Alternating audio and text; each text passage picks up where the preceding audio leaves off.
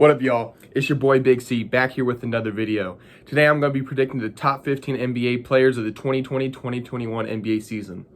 We're going to start off with number 15 and we're going to make our way all the way down to the coveted number 1 spot on my list. Before we get into this, I want to remind you guys about my 50 subscriber giveaway, and I want to remind you guys that you need to subscribe and comment down your favorite NBA player on any of my videos to enter this.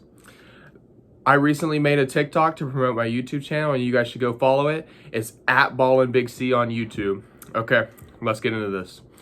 At my 15th spot on my top 15 NBA players of the 2020-2021 NBA season, I have Paul George.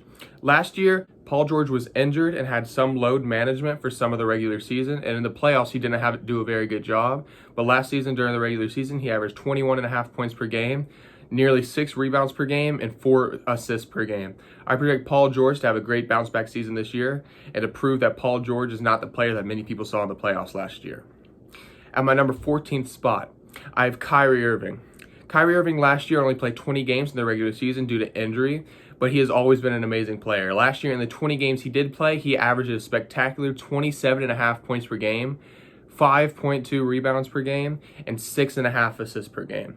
Those are crazy stats in those 20 games, and I think if he would have kept playing, he would have been able to keep it up without the presence of Kevin Durant on the team. I expect him to have an amazing season next to Kevin Durant this season, and I expect him to drop north of 25 points per game this season, and Kevin Durant and him to make an amazing push in the Eastern Conference. My number 13 spot on the list, I have the Philadelphia 76ers center, Joel Embiid. For the past couple years, Joel Embiid has been in the conversation for best center in the NBA. And last season, it seems as if Nikola Jokic finally took that spot, but I expect Joel Embiid to have a great season again this season. Last year, Joel Embiid averaged 23 points per game, 11.5 rebounds per game, and 3 assists per game, along with his amazing defense. Joel Embiid will always be a player that will be in the top 15 of my list, and I see this season being no different. My 12th player on the NBA top 15 players is the Celtics' Jason Tatum.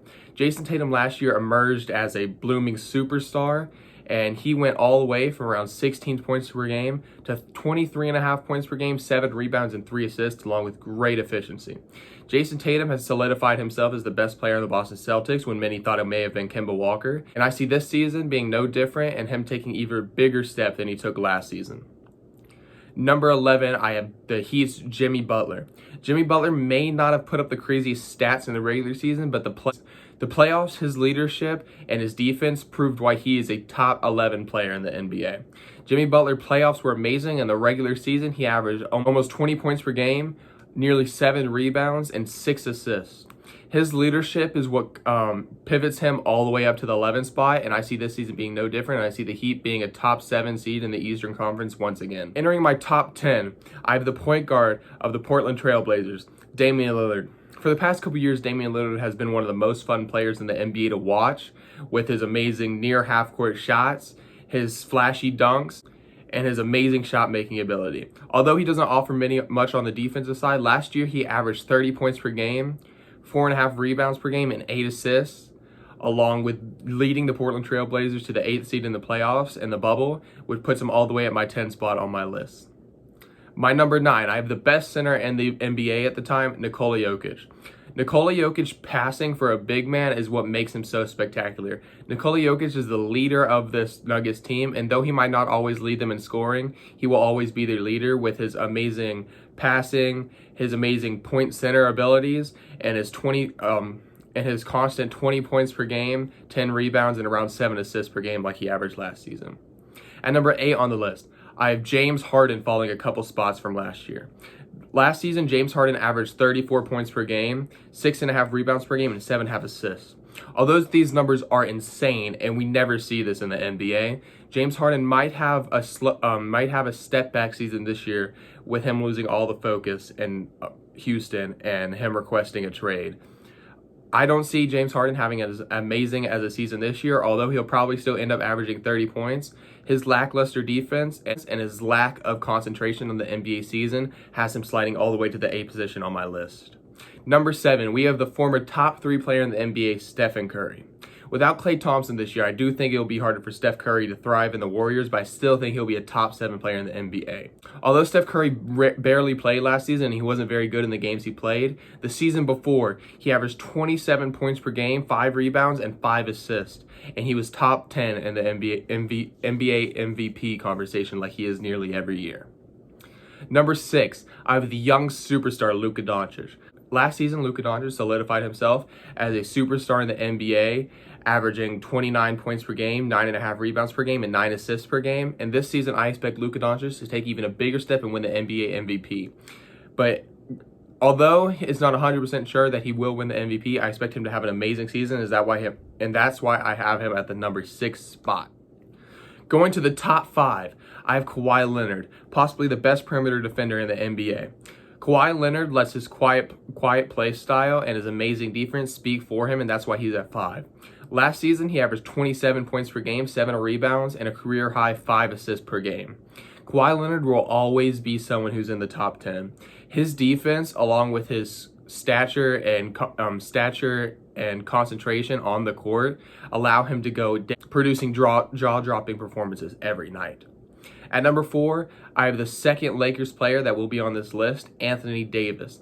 The power forward / center from the Los Angeles Lakers is one of the best post defenders in the NBA and can score at nearly any place on the court. Anthony Davis last season averaged 26 points per game, 9 rebounds per game, and 3 assists. And although he didn't win the Defensive Player of the Year, he was a very, very close second to Giannis Antetokounmpo. Anthony Davis is one of the best big men in the league, and him being placed at 4 shows exactly why he is one of those top big men in the league. Number 3, I have Kevin Durant returning from his Achilles injury a couple years ago.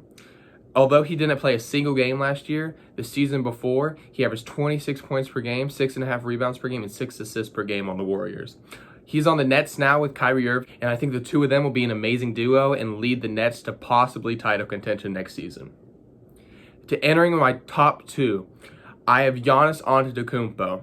Last season, Giannis Antetokounmpo averaged 29.5 points per game, 13.5 rebounds, and 5.5 assists.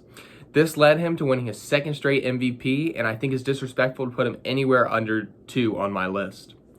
Although he may not play the best in the playoffs and his team really can't make it past the conference finals ever, I do think that he is a top 2 player in the NBA, and I think this year he might finally be able to prove that with the addition of Jrue Holiday to the Milwaukee Bucks. And number 1, to no surprise, I have the Los Angeles Lakers superstar LeBron James. Last season, LeBron James took a step back scoring with the addition of Anthony Davis to the Lakers, but he still averaged 25 points per game, 8 rebounds, and a league-leading 10 assists per game. LeBron James every season has been able to adapt his skill set to what the team needs most. Last season, his team needed playmaking, and he came out and led the league in assists. LeBron James is a top 5 player of all time, and there's no doubt about that anymore, and LeBron James keeps proving year in and year out why age is just a number and why he is still the best player in the NBA. I expect LeBron James to still be the best player in the NBA after this season, although we may see a slight regression from him.